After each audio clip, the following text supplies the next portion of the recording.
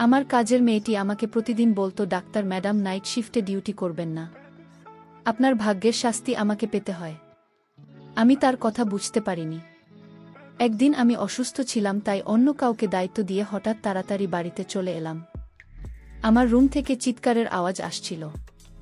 রুমের দরজা খুলে সামনে দৃশ্য দেখে আমি চমকে উঠলাম। কারণ রুমে কাজের মেয়েটির সাথে আমার কিছু দিন থেকে দেখছি যে কাজের মেয়েটি বারবার আমার কাছে আসতো এবং কিছু না বলেই ফিরে যেত। সে হয়তো আমাকে কিছু বলতে চায়। ৩-৪ দিন এমন করতে দেখে একদিন আমি তাকে জিজ্ঞেস করলাম, বিনিতা, সবকিছু ঠিক আছে তো? তুমি কি আমাকে কিছু বলতে চাও? আমি ভেবেছিলাম যে তারা হয়তো টাকার দরকার। কারণ গরিব মানুষের তো এটাই সমস্যা, সবসময় তাদের টাকার দরকার হয়। তাই আমি তাকে জিজ্ঞাসা করলাম তার টাকার প্রয়োজন কিনা। তখন বিনিতা বলতে লাগল, না ম্যাডাম, আমার টাকার প্রয়োজন নেই। আমি বরং আপনার সাথে অন্য কিছু নিয়ে কথা বলতে চেয়েছিলাম। আমি তার মুখে দুশ্চিন্তার রেখা স্পষ্ট দেখতে পাচ্ছিলাম। আমি তাকে বললাম, বিনিতা, তাড়াতাড়ি বল, আমার হসপিটালে যেতে দেরি হয়ে যাচ্ছে।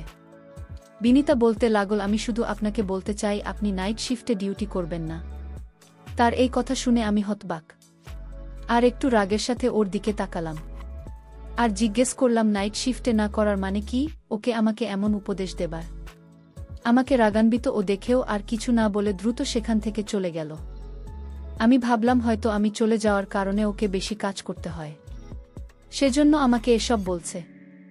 যাই হোক, অনেক দিন ধরে ওর আচরণে পরিবর্তন দেখতে পাচ্ছি। তাই ভাবলাম যে আমার ওর উপর নজর রাখা উচিত এবং ওর মনে কি চলছে তা জানা দরকার। তারপর আমি হাসপাতালে চলে গেলাম। যদিও আগে আমি শুধু দিনের ডিউটি করতাম, তবে গত 4 বছর ধরে আমি নাইট শিফটে ডিউটি করছি এবং এতে আমার কোনো সমস্যা হয়নি। এখন বাচ্চারা বড় হয়ে গেছে এবং বাড়িতে বিনিতা আছে। ওকে পুরো সময়ের জন্য রাখা হয়েছিল যাতে ও দিনরাত আমাদের বাড়িতে থাকে। সন্ধ্যায় তো আমার স্বামীও বাড়ি থেকে চলে যেত, তাই আমার কোনো চিন্তা ছিল না। কিন্তু গত কয়েকদিন ধরে বিনিতাকে নিয়ে আমার মনে অদ্ভুত ভাবনা শুরু হয়েছে। সে হয়তো আমার আড়ালে খারাপ কিছু করছে। প্রায় আমার সহকর্মী মহিলাদের থেকে শুনতাম যে এমনই এক মহিলা তার বাড়ির কাজের মেয়ের হাতে ছেড়ে কাজে যেত এবং তার স্বামী কাজের সাথে পরকীয়া শুরু করে এবং তাকে লুকিয়ে বিয়ে করে। এই খবর শোনার পর থেকে আমি শান্তি পাচ্ছিলাম না। একদিকে আমার স্বামীর প্রতি আমার পূর্ণ বিশ্বাস ছিল যে আমার স্বামী আমার সাথে এমন কিছু করবে না, এবং কাজের মেয়েটির উপর বিশ্বাস ছিল কারণ সে খুব ভদ্র। কিন্তু আবার ভাবলাম যে কারও বদলাতে সময় লাগে না। আমি আমার স্বামী এবং কাজের উপর নজর রাখার সিদ্ধান্ত নিলাম। আমি সকালে দেরি করে উঠতাম, তাই আমার স্বামী বিনিতার তৈরি করার নাস্তা খেয়ে চলে যেত। আমি ভাবলাম যে আমার নিজেই উঠে তার জন্য নাস্তা তৈরি করা উচিত। কিন্তু সারা রাত ডিউটি করার পর এমন ক্লান্ত হয়ে যেতাম যে 5টায় বাসায় ফিরে গভীর ঘুমে তলিয়ে যেতাম। আর উঠতে ভাল লাগত না। দুপুর 2টায় ওঠার পর লাঞ্চ করে আমার প্রাইভেট ক্লিনিকে বসে থাকতাম। হাসপাতালে চাকরির পাশাপাশি আমি একটি প্রাইভেট ক্লিনিকও খুলেছিলাম যেখানে আমি গরিব মানুষের চিকিৎসা বিনামূল্যে করতাম। ক্লিনিক থেকে আসার পর সন্ধ্যায় চা খেয়ে হাসপাতালে যেতাম। মাঝে মাঝে আমার স্বামী আমাকে অভিযোগ করে বলতো, শাহানা, তুমি তোমার জীবনকে এতটা ব্যস্ত করে ফেলেছ যে আমাদের জন্য তোমাদের সময় নেই। আমিও তোমাকে ভালোবাসি এবং তোমার প্রয়োজন অনুভব করি। কিন্তু আমার স্বামী খুব ভালো মানুষ ছিল। আমি তাকে খুব তাড়াতাড়ি মানিয়ে নিতাম এবং আমার অসুবিধা বুঝতে। জীবন একই রুটিনে চলছিল। কিছুদিন শান্তিতে কেটে গেল। আমি তেমন কিছু দেখতে পেলাম না, তাই আমি কিছুটা নিশ্চিত হলাম। কিন্তু একদিন বিনিতা আবার আমার কাছে এসে বলল, ম্যাডাম, আপনি আমার কথা শুনুন। দিনের বেলায় আপনার ডিউটি করিয়ে নিন, তাহলে আপনার ভাগ্যের শাস্তি আমাকে ভোগ করতে হবে না। এবারও খুব রেগে বলেছিল এবং কথা শেষ করে সেখান থেকে চলে গেল। ওর কথা শুনে আমি হতবাক হয়ে গেলাম যে আমার ভাগের শাস্তি মানে কি? ও আমার স্বামীর সাথে আমার ভাগের সময় কাটাচ্ছে না তো? এসব ভেবে আমার পায়ের নিচ থেকে মাটি সরে গেল। আমার স্বামীর উপর আবার যে বিশ্বাস ছিল সেটা নড়বড়ে মনে হতে লাগল। কিন্তু তারপর ভাবলাম, না, এটা সম্ভব না, ও নিশ্চয়ই এমনই কথা বলছে। কিন্তু তারপরও আমি জানতে চাই যে আমার নাইট শিফট ডিউটি না করে দিনের ডিউটি করার জন্য ওর এত জোর করার পিছনে উদ্দেশ্য কি? আমি একজন ডাক্তার এবং আমি সারা জীবন সততার সাথে কাজ করেছি এবং কখনো কারো কাছ থেকে কোনো অনুগ্রহ নেয়নি। হাসপাতালের কমিটি আমাকে যে ডিউটি দিয়েছে তা আমি সানন্দে গ্রহণ করেছি এবং পূর্ণ নিষ্ঠার সাথে পালন করেছি। এখনও আমি নাইট শিফটের কথা বলে রেখেছিলাম। বলেছিলাম যে আমি নাইট ডিউটি করব। এতে আমার কোনো সমস্যা নেই। এখন আমি হঠাৎ করে ছেড়ে যেতে পারবো না। তাহলে আমার নাম খারাপ হয়ে যাবে। এত বছর ধরে আমি কঠোর পরিশ্রম করেছি এবং কখনো কথার খেলাপ করিনি। পুরো স্টাফদের আমার উপর অনেক আস্থা ছিল। কিন্তু এভাবে আমি আমার সংসারটা নষ্ট করতে চাই না। তাই ভাবলাম কিছু একটা করা দরকার। বিনিতা গত 1 বছর ধরে আমার বাড়িতে কাজ করছে। এতদিনে না ওর বিরুদ্ধে আমার বিরুদ্ধে ওর কোনো অভিযোগ ছিল। ও একজন বিধবা ও 2টি সন্তানও আছে এবং তাদের ভরণপোষণের জন্য আমার বাড়িতে কাজ করত।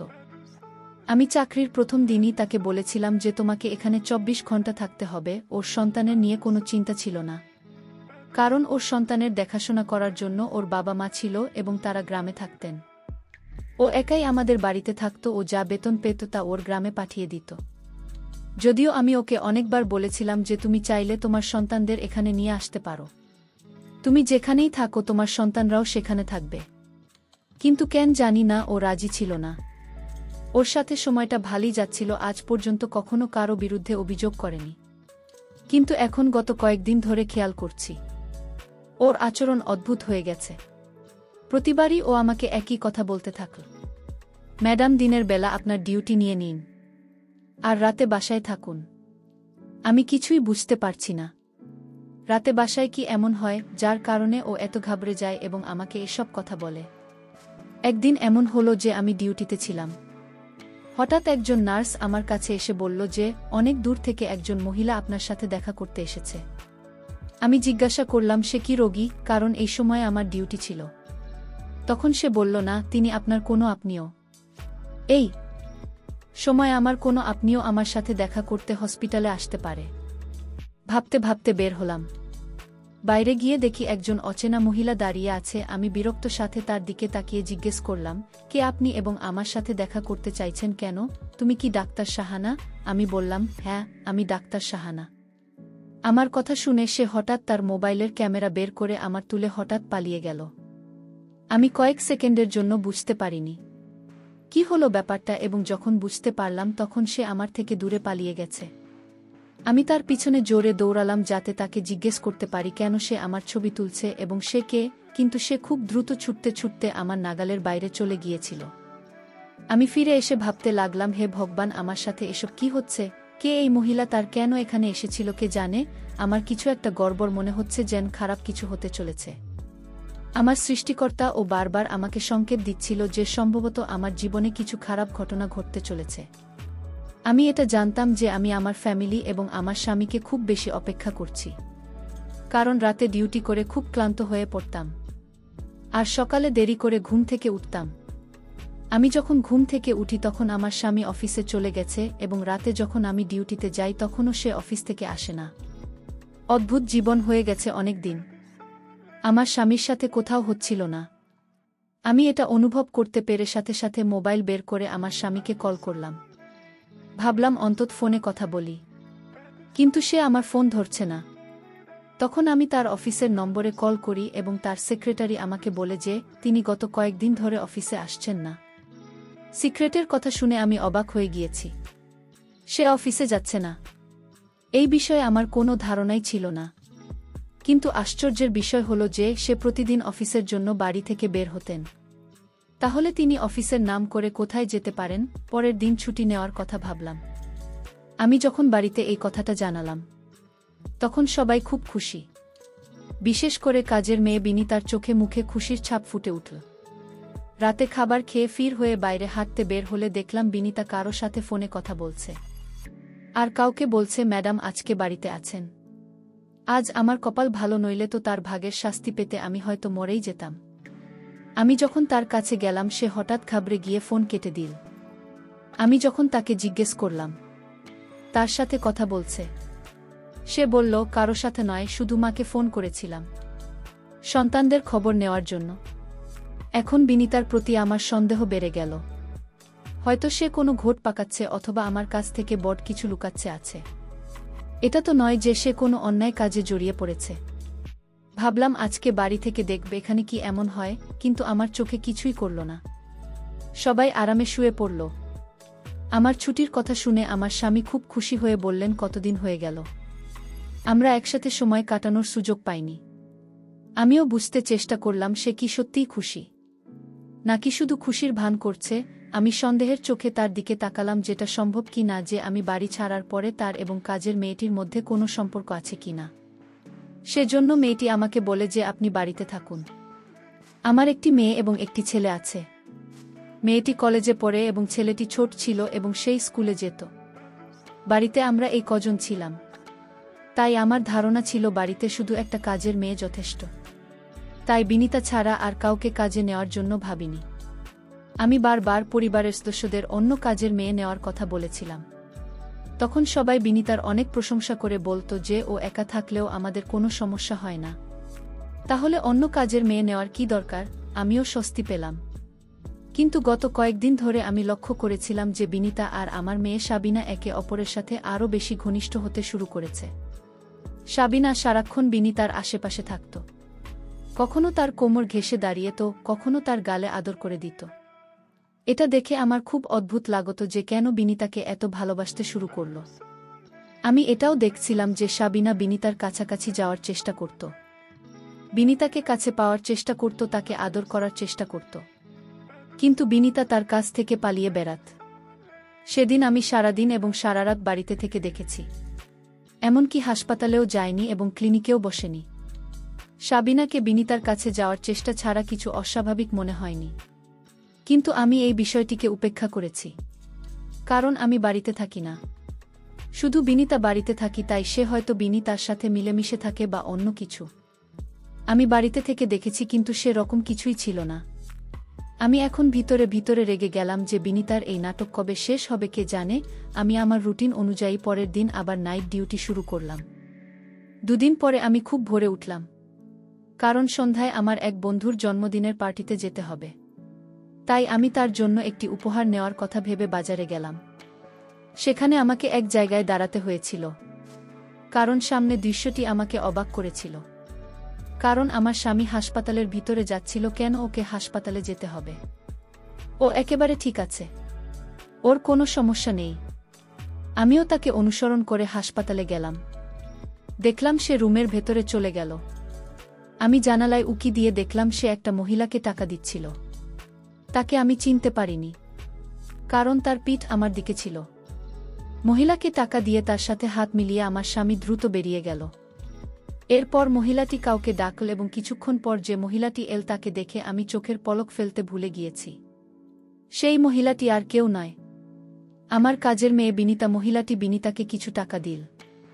বিনিতা তাকে ধন্যবাদ জানিয়ে সেখান থেকে চলে গেল। আমি বুঝতে পারছি না এসব কি হচ্ছে। আমার স্বামী প্রথমে এক অজানা মহিলাকে টাকা দিল, তারপর সেই অজানা মহিলাটি আমার স্বামীর দেওয়া টাকা থেকে কিছু টাকা বিনিতাকে দিল। অবশেষে মহিলাটি যখন আমার দিকে মুখ ঘোরালো, আমি স্তব্ধ হয়ে গেলাম। আমি কিভাবে সেই মহিলাকে ভুলতে পারি? এতদিন পার হওয়ার পরেও তার মুখটি আমার মনের মধ্যে আঁকা হয়েছিল। এই সেই একই মহিলা যে সেদিন আমার ছবি তুলে পালিয়ে গিয়েছিল। আমার স্বামীর সাথে এর কি সম্পর্ক? আমি ভাবলাম তাকে গিয়ে জিজ্ঞেস করব, কিন্তু এর পরে আর একজন লোক এসে সেই মহিলার সাথে হাত মিলিয়ে দুজন সেখান থেকে চলে গেল। এসব দেখে এখন আমি নিশ্চিত হলাম যে আমার বিরুদ্ধে কোনো গভীর ষড়যন্ত্র করা হচ্ছে এবং এতে আমার স্বামীও আমার কাজের মেয়ে বিনিতা জড়িত। আমি সিদ্ধান্ত নিলাম যে আজ আমি দুজনকে হাতে নাতে ধরব। রাতে যখন আমি নাইট ডিউটিতে যাচ্ছিলাম, তখন আমার স্বামীও বাসায় এসে আমাকে বলল, চলো আমিও তোমার সাথে যাব, কিছু জরুরি কাজে শহরের বাইরে যেতে হবে। আমি চিন্তায় পড়ে গেলাম যে ও যদি বাড়ির বাইরে থাকে তাহলে কিভাবে ওদের হাতে নাতে ধরব। হাসপাতালে গিয়ে ভাবতে ভাবতে আমার মাথা ফেটে যেতে লাগল। মাথায় প্রচণ্ড ব্যথা শুরু হলো। সার্জন ডাক্তার রাউন্ডে এসে আমার অবস্থা দেখে বললেন, আমার মনে হয় না তুমি রাতে ডিউটি করতে পারবে, তোমার বাড়িতে ফিরে যাওয়া উচিত। আমার এমন প্রচণ্ড মাথা ব্যথা ছিল যে আমারও মনে হয়েছিল যে আমি এখানে আর থাকতে পারবো না, নইলে আমার শরীর খারাপ হবে। আমি আমার জায়গায় অন্য একজন ডাক্তারকে ডিউটি দিয়ে এবং বাড়িতে না জানিয়ে চলে এলাম। রাতে হঠাৎ করে কখনো বাসায় ফিরিনি, দরজা বন্ধ ছিল। ভাবলাম ওদের ঘুম থেকে উঠানোর চেয়ে চাবি দিয়ে দরজা খুললেই ভালো হবে। ভিতরে ঢুকতেই বুঝলাম আমার স্বামী হয়তো এখনো বাড়ি ফেরেননি, কারণ তার গাড়ি ছিল না। আমি আমার রুমের দিকে যেতে শুরু করেছিলাম, এমন সময় হঠাৎ চিৎকারের আওয়াজ পেলাম। উপর থেকে শব্দ আসছে। দৌড়তে লাগলাম। আমি যখন উপরে গেলাম তখনও আমার ছোট মেয়ের ঘর থেকে চিৎকারের আওয়াজ আসছে। আমি এগিয়ে গিয়ে সাথে সাথে দরজা খুললাম। সামনে দৃশ্যটা দেখে আমার নিজেরই চিৎকার বেরিয়ে গেল, কারণ এটা সেই দৃশ্য যা আমার আত্মাকে নাড়া দিয়ে দেয়। আমি দেখলাম আর মেয়ে বিনিতাকে বাজেভাবে মারছে, আর বিনিতা গলা ছেড়ে চিৎকার করছে। এগিয়ে গিয়ে ওকে সরিয়ে দিলাম। আমাকে দেখে বিরক্ত হয়ে গেল। এদিকে আমাকে দেখে বিনিতা তাড়াতাড়ি আমার পিছনে লুকিয়ে বলল, এই জন্যই তো আপনাকে নাইট শিফট না করতে বললাম, কারণ আপনি চলে যাবার পর আমার সাথে এটাই ঘটে এবং এটা আজ থেকে নয়, অনেক দিন ধরে এমন হচ্ছে। আমি আমার মেয়ের দিকে রাগী চোখে তাকিয়ে জিজ্ঞেস করলাম, তুমি বিনিতাকে মারছ কেন? এমন কি করেছে যে তুমি ওকে মারছিলে? আমার মেয়ে এগিয়ে এসে খারাপভাবে আমাকে একটি কঠিন ধাক্কা দিল। ও বলল, তুমি মা মেয়ের মধ্যে কথা বলবে না। তুমি যে হও না কেন, এখান থেকে চলে যাও। তার অবস্থা অদ্ভুত লাগছিল। আমি হতভম্ব হয়ে আমার মেয়ের দিকে তাকিয়েছিলাম। ঠিক এসব কি বলছে? আমি বললাম, কি বলছো তুমি? আমি তোমার মা। আমার মনে হচ্ছিল ওর হুঁশ জ্ঞান নেই। এদিকে বিনিতা খুব ভয় ছিল। অন্যদিকে সাবিনা অবস্থাও খারাপ হতে থাকে। ওর আগের বসে ঘরের জিনিসপত্র এদিক ওদিক ছুঁড়ে মারতে থাকে। আমি ভাবলাম ও হয়তো নিজেরই ক্ষতি করে বসবে। আমি তাড়াতাড়ি ব্যাগ থেকে আমার সাথে থাকা একটা ঘুমের ইনজেকশন নিয়ে সাবিনাকে দিলাম। সেদিন ছানায় শুয়ে শান্তিতে ঘুমিয়ে গেল। ওর এই অবস্থা দেখে খুব মন খারাপ হয়ে গেল। বিনিত দূরে দাঁড়িয়েছিল। আমি বুঝতে পারছিলাম না কি হচ্ছে এসব। আমি জিজ্ঞেস করলাম, এসব কি আর কবে থেকে হচ্ছে? আর তুমি আমাকে বলনি কেন? তখন সে বলল, আপনি আমার সাথে, আমি আপনাকে সব বলবো। আমি মেয়ের দিকে তাকিয়ে ভাবছিলাম কি হচ্ছে, কেন হচ্ছে। ও আমাকে চিনতে পারছে না কেন? বিনিতা রুম থেকে দৌড়ে বের হয়ে গেল, যেন এখানে 1 মিনিটের জন্য থামলেও সাবিনা তাকে আবার ধরবে। আমিও চিন্তিত হয়ে নিচে নেমে এলাম। তারপর সে বলতে শুরু করল যে যা কিছু দেখলেন সব আপনার কারণে ঘটেছে। আমি আপনাকে কতবারও বলেছি যে আপনি নাইট শিফট করবেন না, রাতে বাসায় থাকুন, কিন্তু আপনি কোনো কথাই শুনতে রাজি ছিলেন না। আপনার কি মনে আছে শেষ কবে আপনি আপনার সন্তানদের সাথে বসে তাদের ভালোবেসেছিলেন বা তাদের মনের কথা শুনেছিলেন? ওর কথা শুনে আমি চুপ হয়ে গেলাম, কারণ ও তো সত্যি কথা বলছিল। ছোটবেলা থেকেই আমার ডাক্তার হওয়ার খুব শখ ছিল, তাই অনেক কষ্টে আমার সব পূরণ করেছি। আমার স্বামী খুব ভাল ছিল। সে আমার শখের ব্যাপারটা ভালোভাবেই জানত। তাই বিয়ের পরেও সে আমাকে পড়াশোনা থেকে দূরে রাখেননি এবং সন্তান হওয়ার পরেও সে আমাকে চাকরি করতে দেয়। আর প্রথম থেকেই আমার সন্তানেরা চাকরির কাছে মানুষ হয়। আমিও সন্তানদের সময় দেওয়ার যথাসাধ্য চেষ্টা করতাম, কিন্তু আমি একজন ডাক্তার। আমাকে অনেক দায়িত্ব পালন করতে হতো এবং আমার বেশিরভাগ সময় হাসপাতালেই কাট। কিন্তু তা সত্ত্বেও আমি সবসময় আমার সন্তানদের ভালো যত্ন এবং ভালো শিক্ষা দেওয়ার চেষ্টা করেছি। যদিও আমি তাদের বেশি সময় দিতে পারতাম না, কিন্তু তার মানে এই নয় যে আমি তাদের প্রতি নজর দিইনি এবং তাদের ভালোবাসিনি। আমার কাজের মেয়ে বলেছিল যে সাবিনা ধীরে ধীরে একাকিত্বের শিকার হতে শুরু করে। ওর বাবা মায়ের ভালোবাসার প্রয়োজন ছিল যা সে পায়নি, কারণ তার বাবা মায়ের কাছে তার জন্য সময় নেই। কিন্তু ও ছোট কলেজে খারাপ সঙ্গে মিশে অভ্যাসের শিকার হয়। ওর মায়ের ভালোবাসা দরকার ছিল, যেটা না পেয়ে মানসিক রোগীতে পরিণত হয়। আমাকে টর্চার করে সে তার মনের ক্ষোভ প্রকাশ করে। সে মনে করে যে আমি তার মা, যেহেতু সে আপনার কাছ থেকে কখনো ভালোবাসা পায়নি এবং সে আপনাকে কিছু বলতে পারেনি, তাই সে আমাকে তার মা ভেবে আমার উপর তার রাগ প্রকাশ করে। আবার সকাল হলেই সে শুধু আমার কাছে ক্ষমা চায় না, আমাকে অনেক টাকাও দেয় যাতে আমি আপনাকে কিছু না বলি। ম্যাডাম, আমি গরিব ছেলে মেয়ে, বৃদ্ধ বাবা মা আছে। আমি একা তাদের মুখে খাবার তুলে দেয়। রাতে যে কষ্ট এবং যন্ত্রণা সঙ্গে করতাম, সকালে যখন আপনার মেয়ে আমাকে টাকা দেয় আমি ভুলে যাই যে আমি কি কষ্টের মধ্যে দিয়ে গিয়েছি। সাবিনা যখন আমার কাছে ক্ষমা চেয়ে আমাকে টাকা দিতে লাগল, আমি ওকে বললাম, সাবিনা, তুমি আমার উপর খুব অত্যাচার করো। আমি তোমার টাকা চাই না। আমি তোমাকে তোমার সম্পর্কে সব বলব যে তুমি পাগল। তোমার মা তোমাকে মানসিক হাসপাতালে ভর্তি করবে, তাহলে তুমি ঠিক হবে। পাগলা গার্ডদের নাম শুনে সাবিনা ভয় পেয়ে যায় এবং একই সাথে আমাকে হুমকি দিতে থাকে যে আমাকে কিছু বললে আমি তোমাকে মেরে ফেলব। সাবিনা একজন মানসিক রোগী এবং ধীরে ধীরে তার পাগলামি বাড়তে শুরু করে। তাই তো আমি ভয় পেয়ে যাই। আর আমি আপনাকে কিছু বলতে পারছিলাম না, তাই আপনাকে বলতাম বাসায় থাকতে। বিনিতাকে জিজ্ঞেস করলাম, বিনিতা কবে থেকে শুরু হয়েছে? বিনিতা আমাকে বলল, ম্যাডাম, এটা গত 1 বছর ধরে চলছে। আমার প্রতি সাবিনার আচরণ কখনো জলের মত। কখনো সে আমার সাথে ঝগড়া করে ভালোবাসার জন্য জেদ করে, আবার কখনো সে তার সমস্ত রাগ আমার উপর খাটায়। কখনো কখনো সে তার পছন্দের খাবার আমার হাতে খাওয়ার জন্য জেদ করে। একটি মেয়ে তার মায়ের কাছে যা চাই সে আমাকে তার মা হওয়ার নাটক করতে বলতো এবং সে সমস্ত সুখ দিতে বলতো যে একজন মা তার সন্তানকে করে। আমি যখন তার যে পূরণ করতে অস্বীকার করি তখন সে রাগে পাগল হয়ে যায় এবং আমাকে মারতে থাকে। বিনিতার কথা শুনে আমি এখন বুঝতে পেরেছি যে বিনিতা কেন বলতো, ম্যাডাম, আপনার শাস্তি আমাকে ভোগ করতে হবে না। কারণ সেই সমস্ত শাস্তিই সম্ভবত আমার জন্য ছিল যা আমার মেয়ে বিনিতার উপর প্রকাশ করত। এমনকি কল্পনাও করতে পারেনি যে এসব আমার সন্তানদের সাথে হচ্ছে। কিন্তু সেদিন আমার স্বামী সেই মহিলাটির সাথে কি প্ল্যান ছিল, সে আমার ছবি তুলছিল। এটা বিনিতা ছাড়া আর কেউ বলতে পারবে না। আমি সাথে সাথে ওকে জিজ্ঞেস করলাম এবং ও বলল, ম্যাডাম, আপনি আমার কথা শুনতেন না। তাই আপনার মেয়ের অবস্থা আমি আপনার স্বামীকে বলি। তিনি একজন ডাক্তারের সাথে কথা বলে তার মেয়ের অবস্থা সম্পর্কে সম্পূর্ণ তথ্য পান। ডাক্তারের সাথে কথা বলেন এবং ডাক্তারকে অনুরোধ করেন যে কোনোভাবে মেয়েকে সুস্থ করে তোলার জন্য আপনার স্বামী আপনার পুরো ব্যাপারটা জানতে চাননি। কারণ তিনি চাননি আপনি নিজেকে দোষী মনে করেন। ওই মহিলাও একজন সাইক্লিস্ট। আপনার স্বামী হাতজোড় করে সাইক্লিস্টকে অনুরোধ করেছিলেন যে আমার স্ত্রী যে এ বিষয়ে কিছু না জানে, সেও একজন ডাক্তার এবং দিনরাত মানুষের সেবা করে। আপনার স্বামী বলেন, আমি চাই আমার স্ত্রী এসব জানার আগেই মেজাজ ঠিক হয়ে যায়। সে ডাক্তার আপনার হাসপাতালের ঠিকানা নিয়েছিলেন এবং সেদিন আপনার স্বামী সেই ডাক্তারকে তার ফি দিচ্ছিলেন। আমি ডাক্তারকে সাহায্য করতাম। যখনই তিনি আমাকে তার ক্লিনিকে ডাকতেন আমি যেতাম এবং তিনি আমাকে আপনার মেয়ের সম্পর্কে প্রশ্ন করতেন আর আমি উত্তর দিতাম। তাই তিনি আমাকে সেদিন কিছু টাকাও দিয়েছিলেন। আপনি সেদিনই আমাদের দেখেছিলেন।